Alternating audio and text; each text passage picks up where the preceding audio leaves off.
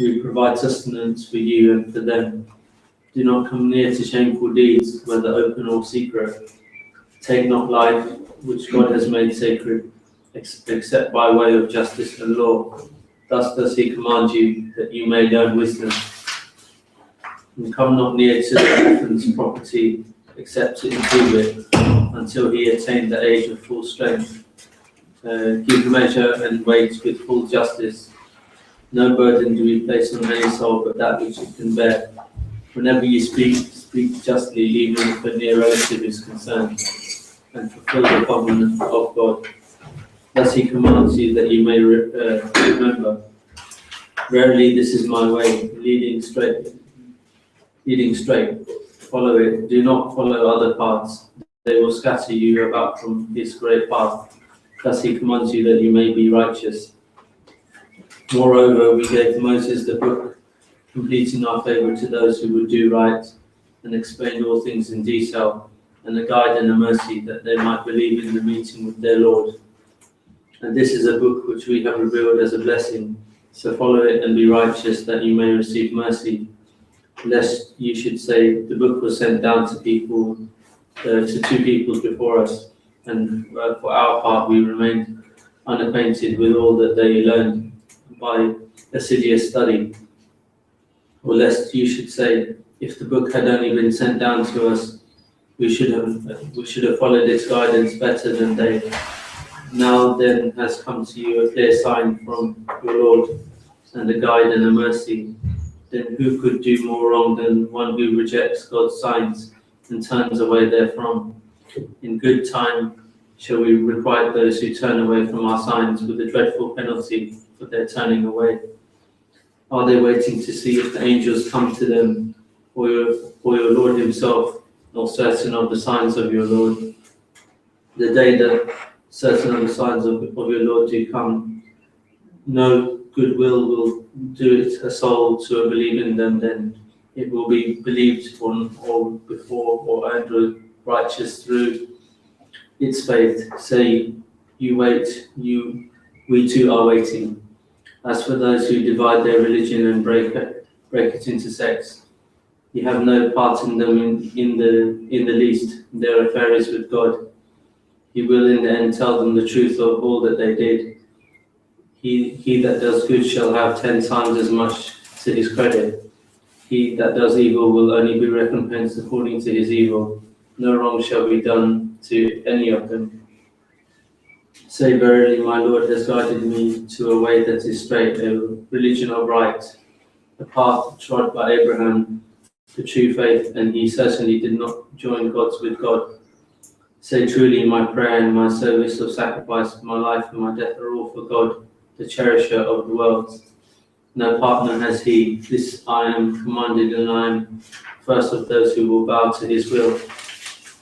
Say, shall I seek for my cherisher other than God, when he is the cherisher of all things that exist? Every soul draws the reward of its act on none but itself. No bearer of burdens can bear the burden of another. Your goal in the end is towards God. He will tell you the truth of the things therein you disputed. It is he who made you and his agents inheritors of the earth. He has raised you in rank, some above others, that he may try you in the gifts that he has given you.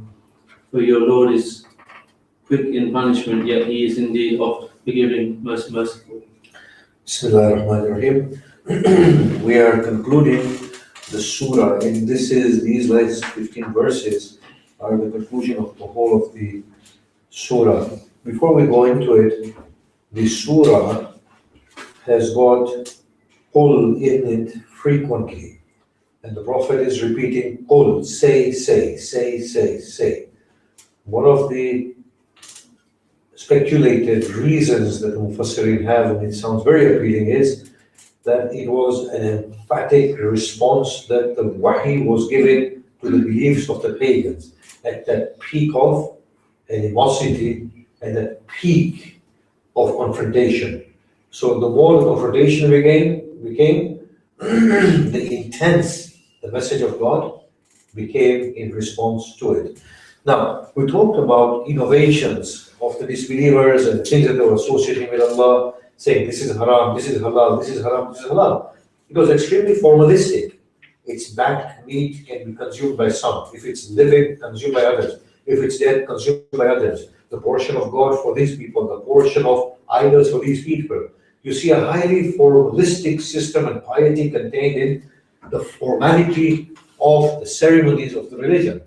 Look at what is happening here in the next few verses, in the 10 things that Allah subhanahu wa ta'ala is saying. These things that God is saying here are the salient truths in every divine faith. In fact, we will not find faiths which are not Abrahamic but still subscribe to this. For me, it seems that every faith ultimately has an Abrahamic origin for me. And it makes perfect sense, because if not Ibrahim, then Adam. If not Adam, then Noah after him. We are coming from the same origin. It's the same teaching. But I call teachings like these human divine teachings, which are common to all faiths. These things that are coming now in response to whatever they have been saying are things that the Mufassirin call rational. And we find indication of this, that they appeal to human reason. Beyond that, they are universal. They actually say that beyond the form there is an essence that binds every faith together. Then, beyond the essence, as a need of restricted cultures, even though we are Muslims, we are an ummah, we are 7 billion, but as formalistic people, we have a constricting culture that fits within the human divine universals which are rational. Similarly, within the ummah, there are many other smaller sects with their own cultures, yet they abide by the identity of ummah. What we have forgotten, unfortunately, is that what the Quranic verses are saying next is the construction of the human culture where one and all abide by equally. And if ever we want to look for signs of inalienable truths, which can then become a foundational philosophy for debates and discussions such as human rights, then these are the verses to look at. However, in the case of human rights, we may have inalienable human rights, but the degrees and the grades may vary of right to another right. There might be a hierarchical arrangement and the intensity of every right. This is something we can discuss afterwards. Now, in response, what does the Quran say to all the formalities that the Meccans had in what is right, what is wrong? This is what the Quran is saying. Look, say, come, I shall read upon you what Allah has made haram or prohibited you from. Yes? Because they were saying this is haram and this is halal and this is haram, very formalistic. And pay attention to what he's saying. Do not associate with God anything that is haram. Finish. Then, and do righteous deeds, do goodness to your parents. So not doing goodness to them is haram. Do not kill your children from fear of poverty. The Meccans used to kill their children through fear of poverty. We will sustain them as we have sustained you. I'm going to come back to this point in a little while. Do not approach indecency, what is apparent and what is hidden.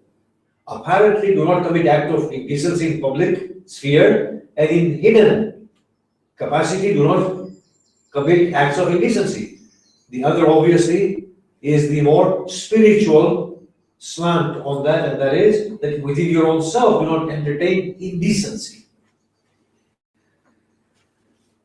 Do not kill a soul that is sacred, save in truth, i.e., as a recompense.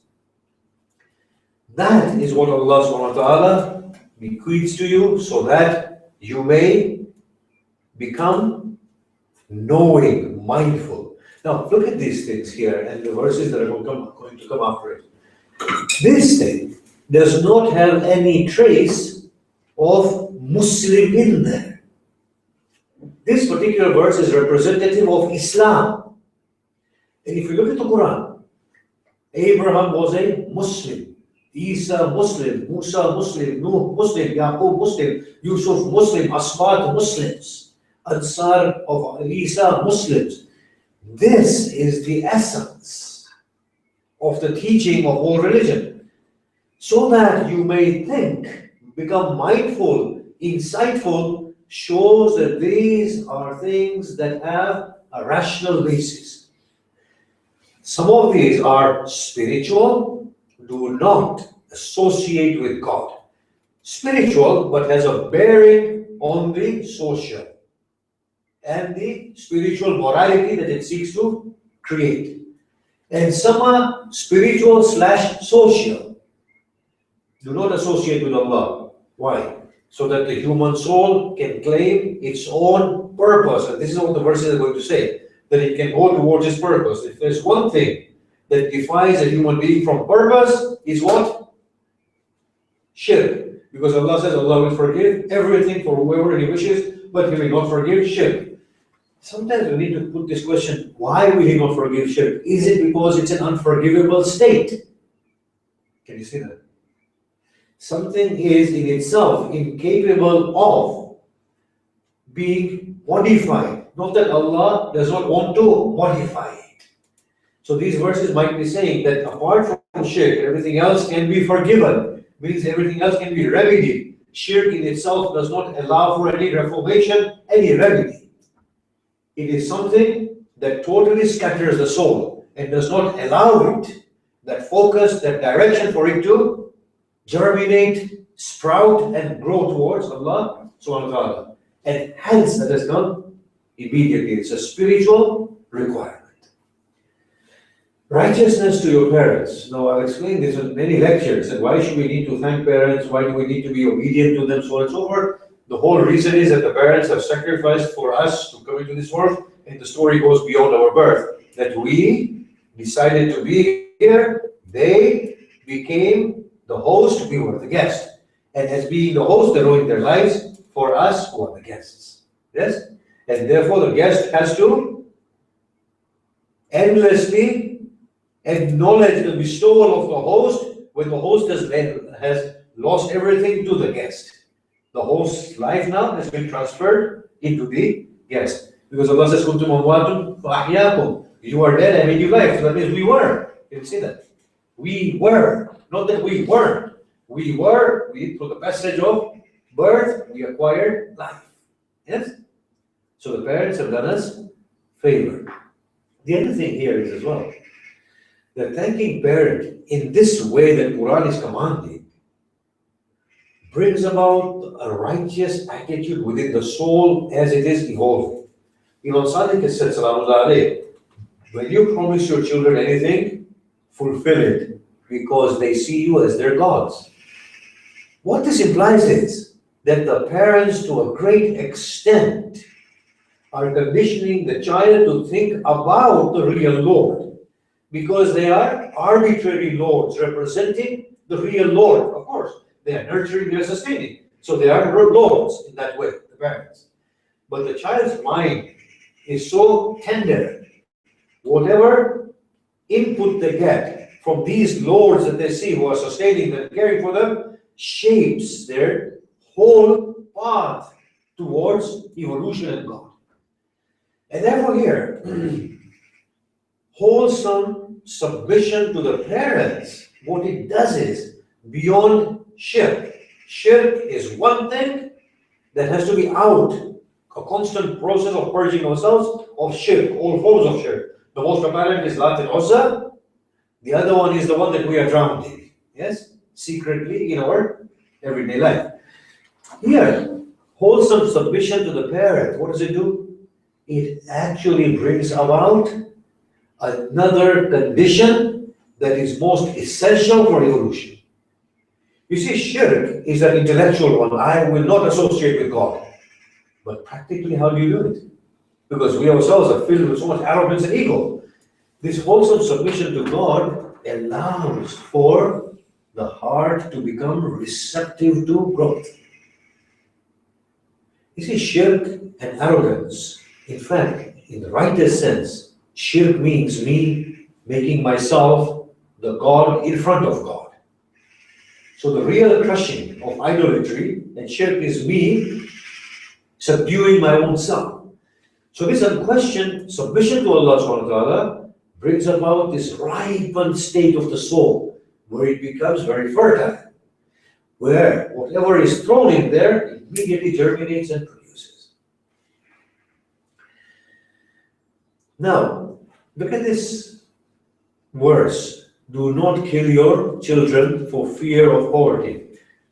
The female infanticide practiced by the Eskimos, and of course in China and India and other places, it's the same story, yes? Now here, the Eskimos lived in a hostile environment. The hunters were few. So therefore, they had to reduce the numbers that were dependent upon the hunters. So whenever they were blessed with a daughter, they would kill the daughter. Their whole morality was shaped around it. It's not that they were murderous people or that they did not value life. They valued the life of the community beyond the individual, and they were sacrificing the individual for the community.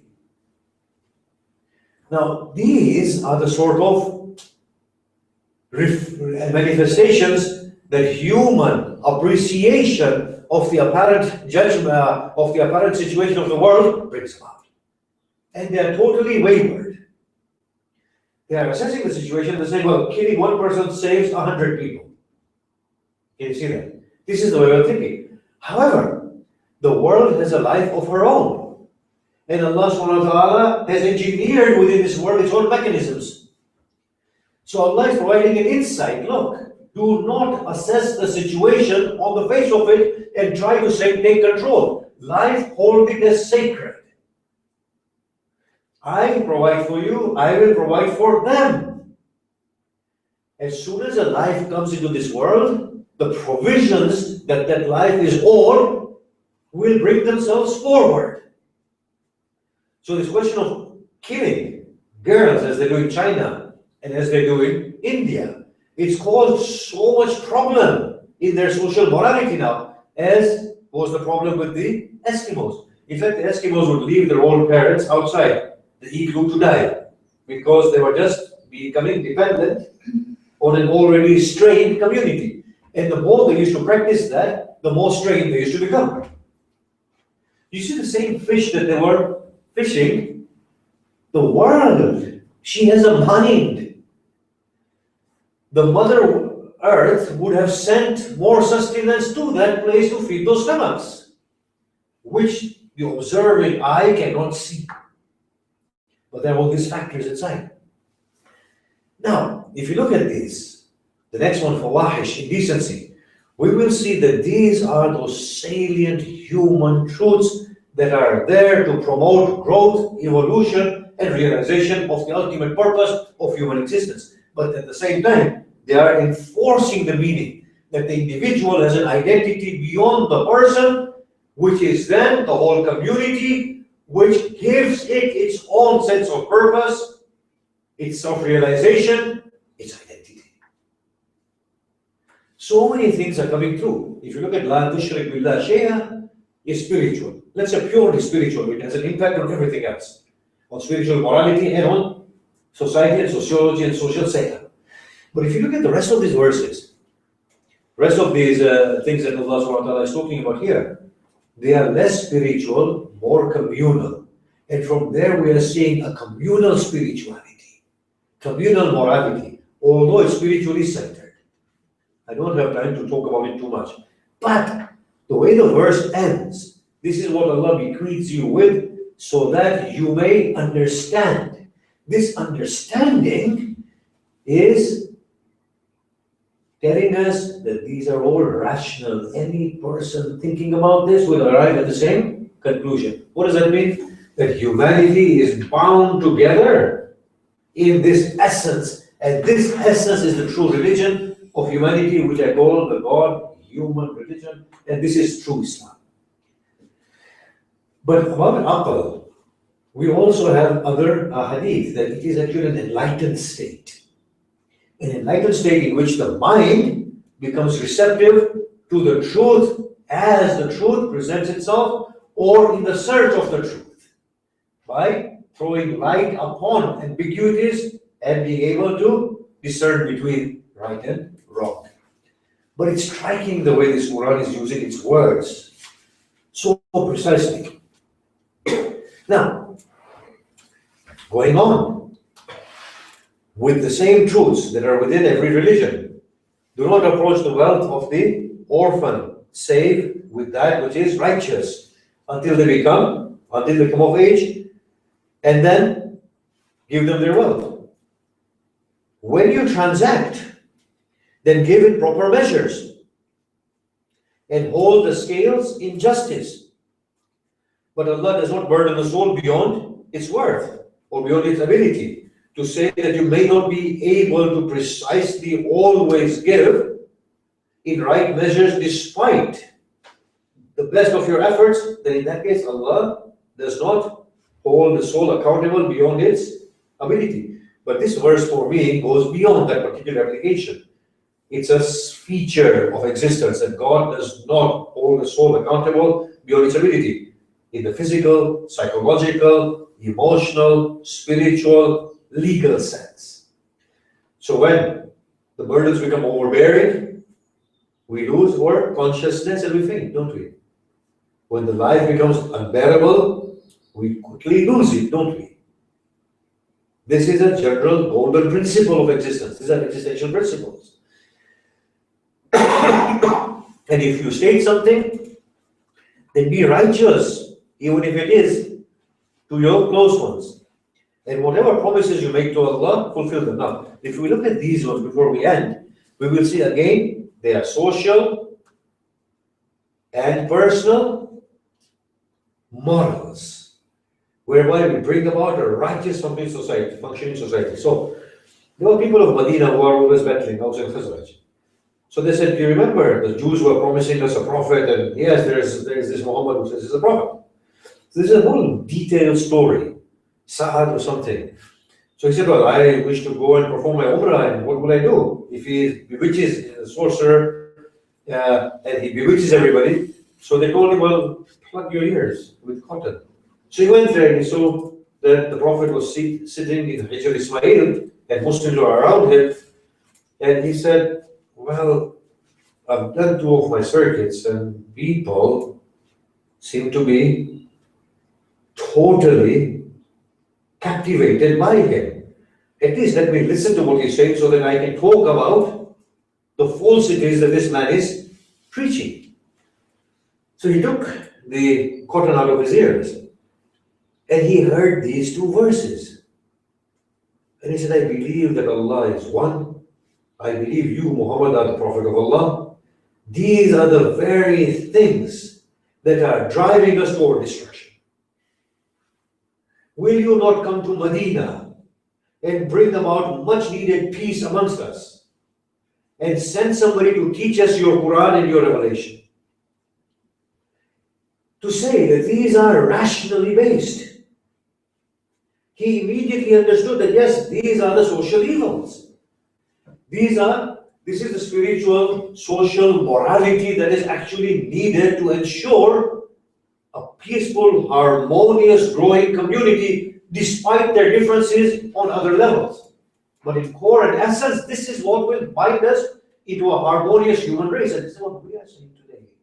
That if the true Islam were to be brought out, it is enough to bring about global harmony.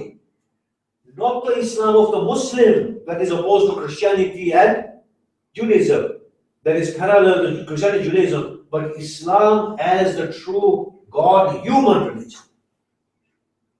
That's why I always say that the task of people ought to be to bring Muhammad and Ali Muhammad to such a pedestal, purged and cleansed of Shia Islam, of this Islam of ours, put them at that pedestal of godly religion, religion that is dictated through human aspirations of evolution and becoming godly, we will find black, white, Shia, Sunni, Salafi, Wahhabi, Muslim, Christian, Hindu, faithful, and an atheist all say that they represent our aspirations. And we can remain atheists, we can remain faithful, Christians, Jews, whatever. These are the verses that are actually depicting such a truth there. And look at how the verse ends. ذَلِكُمْ وَصَّاكُمْ بِهِ لَعَلَّكُمْ تَذَكَّرُونَ. Allah bequeaths it so that you may become mindful. Remember, this particular word has a special relevance, just like ta'qilun and ya'qilun inside the Quran. The day in which man will recollect. Do you not remember? This is a remembrance. Can you see that? It's all about remembering. You see, it's not only remembering in the head. Remembering means this can only be my purpose. Can you see that? So when a soul is focused in this way, disciplined, social circumstances are created which are conducive to evolution and growth, the human soul quickly arrives at an appreciation of a purposeful life. Why am I here? What is the purpose of my existence? This is that remembrance, the way I understand it. It's a level beyond understanding. It's a level of work. It's a level of being involved within it and growing through it. Look at the next set of verse. This is my path, the straight one, follow it. Do not follow the variety of paths, so that they may scatter you from the course. Now, the only thing that prevents me and you from evolving is the lack of direction and focus. Our insecurities, our inhibitions, our superstitions. So we follow this path, and we follow that path, and we follow that path. Allah is saying, leave that aside, make Allah your focal point. When you make Allah your focal point, the rest of it is just righteousness that your minds will tell you themselves. If you were to do this, then that is the right path of evolution and growth. It is as if the seed germinates, becomes a tree, has branches, and begins to bear fruit. It is totally focused. We are always growing from level to level to level. But if we are not God-centered, and there is no sense of that rational spiritual morality and a society, inhibitions, superstitions, fears, insecurities, they lead us to so many different ways that we are totally dissipated. Before we know it, life is over and we haven't even become fetuses to take birth in the lap of the next mother that awaits us. We all know, right, that the aging process in this world is a process of rebirth in the next world. The aging process here of the body is meant to aid us within the process of rebirth into the next world. If a person is that scattered from within themselves, that soul does not even become worthy of taking birth. But look at the way the verse ends. That is what Allah bequeaths you. Right? At the end of all three verses is said the same thing. But here, لَعَلَّكُمْ تَتَّقُونَ, so that you may become extremely mindful. What does that mean? Conscious of what you are doing. Yes, you are not scattered at all. In your minds, you're not scattered. In your emotional world, you're not scattered. In your intellectual world, you're focused. What ruins my life today? I live in the past, or in the future, or in an imaginary world that I carry with me. I'm never ever in this world, even for a moment. لَعَلَّكُمْ تَتَّقُونَ means so that you become in the present. You start living in the now. And now is that sense that promotes my growth. Yes? An awakened state. And then we gave Moses the book. Well, why did he say and then? These verses revealed after Moses. The speculation that the Mufassir have here, which is highly appealing, is that this 10 things that we have told you have been the salient human truths. They were always there within humanity that ensure the progression of righteous communities and people. And then in a book fashion, we gave it to Moses. These truths. And this is the book that we sent to you, and it's saying the same truth. Now, the next two verses is rebuttaling the arguments of the Meccans, in which they were saying that if we had been given the books like the Jews and the Christians, well, we would have been guided. And in fact, we would have been more guided than everybody else. Prophet is saying, here's the book, you're given it as well. In order to devastate the argument. The next verse, I've seen a variety of exegesis. And they're all saying that, look, it's a sense of mockery at times and fanciful thinking. Do they wait that the angels should come to them, or their Lord should come to them, or some of the signs of the Lord? Now, Surah Baqarah also has this. Other surahs also have this. Do they wait for the heavens to come as smoke, or your world to come, or your Lord to come, and the angels to be sent? It's a sort of mockery, isn't it? You want God to come, which is impossible, and you will never see Him. But the answer is no. These Quranic verses are saying something beyond. Yes? You see, the angels will come. And the Quran says, وَجَاءَ رَبُّكَ وَالْمَلَكُ صَفًّا صَفًّا. Right? Your Lord will come, and the angels in rows and in lines and ranks. Yes? The Quran is saying your Lord will come. It doesn't mean we can see the Lord, but as in how He knows, but He will come. Yes? Allah will not look at them, not purify them, not talk with them. Why is He saying these things? Allah will not look at them on the day of Qiyamah, these people. So that means others He will look at, right? Who will be there? He will not talk with them, so others He will talk with. He will not purify them, so others He will purify. Some of them, yes, who attribute lies to Allah, Allah says in these verses, their deeds have fallen in this world and in the hereafter. Allah will not look at them, Allah will not purify them. But the verses are saying that Allah will not. Your Lord will come. Can you see that? These verses are actually talking about a profound truth that will come to pass. We don't know how, but it is going to come to pass. This is not mere mockery or response to their imaginary talk. This is something that will come to pass. Now Allah is saying, the day in which the signs come to pass, why is He not saying the day in which the Lord will come? Because it appears as if the coming of the Lord and the angels will be subsequent to the destruction of the human soul in this world. And will be subsequent to Qiyamah. Yes? So the Lord will come, we don't know how. We just don't know how. The Quran is silent about that. But He says He will come. وَجَاءَ رَبُّكَ وَالْمَلَكُ صَفًّا صَفًّا. He's saying. We don't know how the angels will come, but they will. But it seems not whilst we are in this realm. Because this realm is not receptive enough for that coming. So Allah is saying, when the signs come, it means that's the only thing we will see in this world. No soul that does not have any faith will be given the respite of gaining any faith. And no soul who has not gained goodness in its faith will be given respite to gain goodness in its faith. By implication, what this means is that having faith is one thing, but the world is an opportunity to intensify that faith.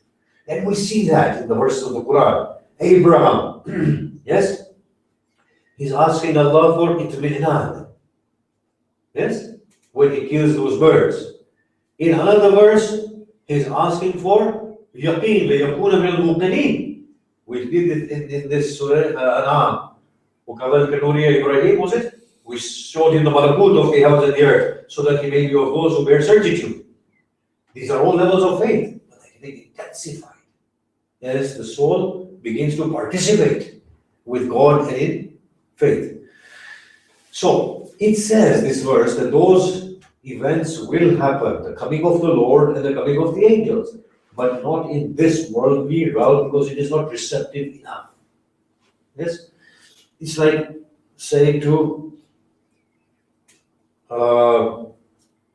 what is a butterfly before it becomes a butterfly? Caterpillar, right? He said, say to the caterpillar, what, do you expect to fly? Of course it will fly, but not while it's a caterpillar. Yes, of course it will fly. Of course these things will happen, but not while we are here, because we are in that cocoon state. Look at the next verse. It's amazing. This is what makes the Quran a living being. And those people who have made differences in their faith and have become groups, you have nothing to do with them. Let their affair be in the hand of Allah, and Allah will inform them of what they have done. It seems, this Quran, the way it talks, Allah will inform you of what you have done. Allah will inform you of your differences. What does that mean? I know my difference. I know what I've done. No, it means that we have come from some realm. We have taken the bait, the challenge. Yes? It seems that we are going to remember something. It's going to be a very rude awakening. And we need to awaken here, now. But Allah says, see, I told you this, but you did this. I said this, and we will say, yes, I remember. Every single thing I remember. It is as if we have gone into a dream capsule, and we are being told, look, it's a capsule in which you are going to be dreaming. It's not going to be live.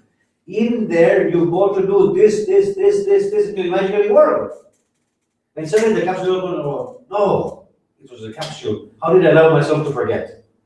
I was telling myself, I will not forget, I will not forget, I will not forget. How did I forget?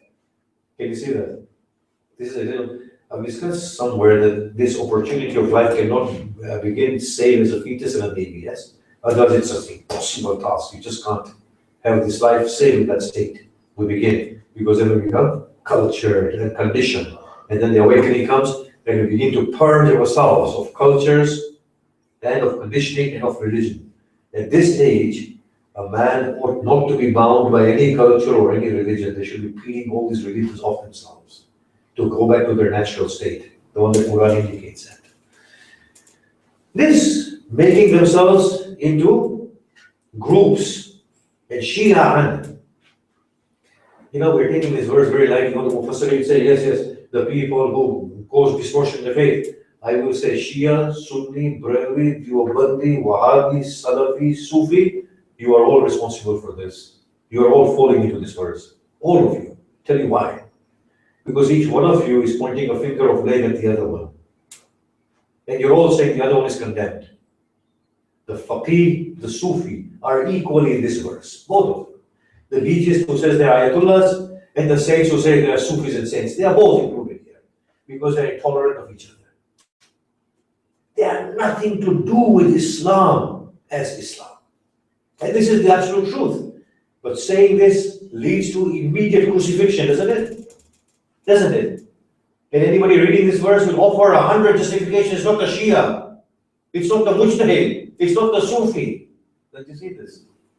Muhammad Rasulullah sallallahu alayhi wa sallam came. He embraced the Christians and the Jews for crying out loud. And you, the great legists, are putting them in hell. And the great Mufassirin, you do tafsir against the apparent verses of the Quran, that they're all going to go to hell unless they become Muslims. Can you not see this? How misguided the minds have become? The Christians are no better, the Jews are no better. If the Christians were any better, the people who propagate the turning of the other cheek, would they have mounted these barbaric crusades in the name of God? If the Jews were any better, would their scriptures give such statuses to the non-Jews that you can kill them, they have no respect, they have no sacredness? Seriously? If it was anything to do with God? If Islam was from Allah, the Islam that me and you practice, it's nothing to do with the Quran, by the way, would we be the way that we are? ISIS killing everybody. And all we do is we blame foreign powers, it's our own fault, it's our own problem, this ISIS, you know this? We need to clean them off the face of this earth. Totally by getting our mind straight. The next verse is an existential principle. He who brings about good deeds will have tenfolds more. And as opposed to that, anybody who does an evil deed, their evil consequence will be curtailed to that evil act. This is a principle of existence and growth. Test it out. Test it out. Allah said, He will have 10 times more. But the Prophet was satisfied. And then at one point Allah said, He who does good, فَلَهُ خَيْرٌ مِنْهَا. He will have abundant good. And the Prophet was satisfied. But test it out. You see, whenever we do good, the world reciprocates with good. If we pick up a phone and call somebody who we know is in a state that needs somebody to talk with, immediately there will be growth within ourselves and immediately the world will start settling our affairs. It's amazing. Give £1 in the way of God, the blessings will be endless, either as £10 or good health or warding off of evil, because this mother is alive. She is seeing everything we're doing. And she's engineering all these things. And Allah is working through her. But look at the beauty of God. Even in this, He could have made the regressive trend equal. But He says, no, when you regress, your regression is curtailed to whatever you do. There is no addition from the world because it's benevolent mother. The damage that you do is the only damage that you're doing to yourself. No added damage will be done by the world or by God to you. But if you do good, the good will be multiplied by God through the world or directly. Isn't it amazing? If we frown, we will frown more. If we smile, our sadness goes away. If we face somebody with enmity and hard-heartedness, that regressive state persists. But if we let go and smile, the heart begins to grow. And in place of hatred comes friendship. So this is an existential principle.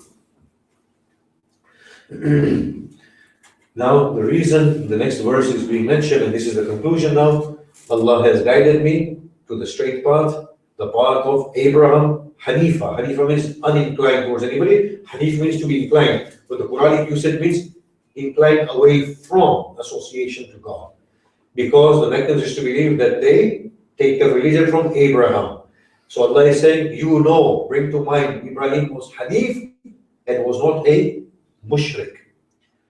The Prophet is totally giving himself up to Allah. قُلْ إِنَّ صَلَاتِي وَنُسُكِي وَمَحْيَايَ وَمَمَاتِي لِلَّهِ رَبِّ الْعَالَمِينَ. Say, Muhammad, sharply to them, unlike you who are totally scattered, here I am.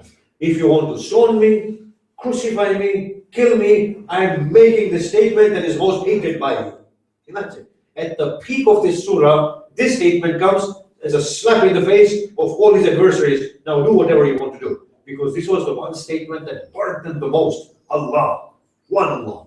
It says, my prayer, connection, my devotion, also also means sacrifice, but devotion, yes? My life, my death is for Allah, the Lord of the worlds.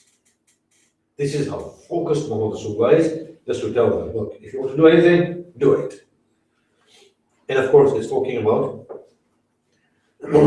growth. There is no association with him, there is no partner to him. I have been commanded to this, and I'm the first of the Muslims. Obviously, there is a theory here that in Alam al-Dar, when the whole of the notion of recognition of God was given, Muhammad Rasulullah was the first of to accept it. In the most emphatic manner, yes, because he had that attitude. In fact, we have this hadith that's baffling to the mind, that in Alam al-Dar, people hypocritically accepted faith. They weren't people at that point, right? We weren't people, it was something else, but they hypocritically accepted faith there. So that shows the story is before Alam al-Dar as well. Can you see that? The story is a very phenomenal one, profound story. Should I desire other than Allah as a Lord when He is the Lord of all things? Again, defying all the associations that Mushrikeen were making. But to us as well, honestly, it's very liberating, this verse. I don't have to, for the sake of pleasing my boss, bend my morals or become pretentious. I don't have to fear anybody. I don't have to seek sustenance from anybody by foregoing my principles. It's a very liberating verse. It empowers us. In any case, it's again pointing at an existential principle. لا تزر وزر وازرة وزر أخرى. no soul shall bear the burden of another. And that's not possible, I'll tell you why. You see 2 or 3 people studying for exams, right? On the day of the exam, nobody is bearing another's responsibility. Whatever they have in their brains, that is what's going to guide them through their exam papers. Similarly, the evil that I become that evil. The evil that the other person becomes, they become that evil. They're bearing it instantaneously and immediately. However, the hadith says, and the Quranic verse says, they will bear their burdens and the burdens of those that they have misguided.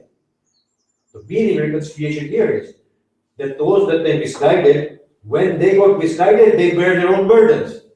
But for A to misguide B, that is the burden of A, in addition to the misguidance of B, which is B's burden. But for them to misguide A, this act of misguidance is their own burden because the souls have regressed to that level. Yes? That damnation has occurred already in the souls. And the final verse is a reminder of the lofty pedestal that Allah subhanahu wa ta'ala has given to us in a sense of an insight to the purpose. That He is the one who has made you the heirs or the representatives upon earth.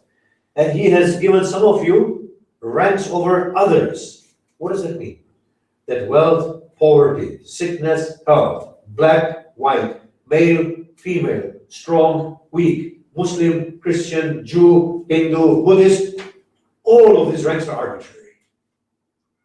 They are all deliberately placed there to see how, through these settings, we can evolve and grow. So being a Muslim means nothing. Being a Christian means nothing. Being a woman means nothing. Being a man means nothing. Poor, rich, our status as human is a godly status. We are genderless, religionless, colorless, statusless. We are less everything. Yes? He has given some of you ranks above others in order to try you in what He has given you. If He has given you Islam, then it's a test to see how you will improve through it, how you will evolve through it. Yes? إِنَّ رَبَّكَ سَرِيعُ الْعِقَابِ وَإِنَّهُ لَغَفُورٌ رَحِيمٌ. Your Lord is swift in reckoning. Why swift? As soon as we do something wrong, the reckoning is happened with that regression. And yet, He is the most forgiving, merciful, that every time there's that regression, there is something that cushions that regression, and we bounce back into progression.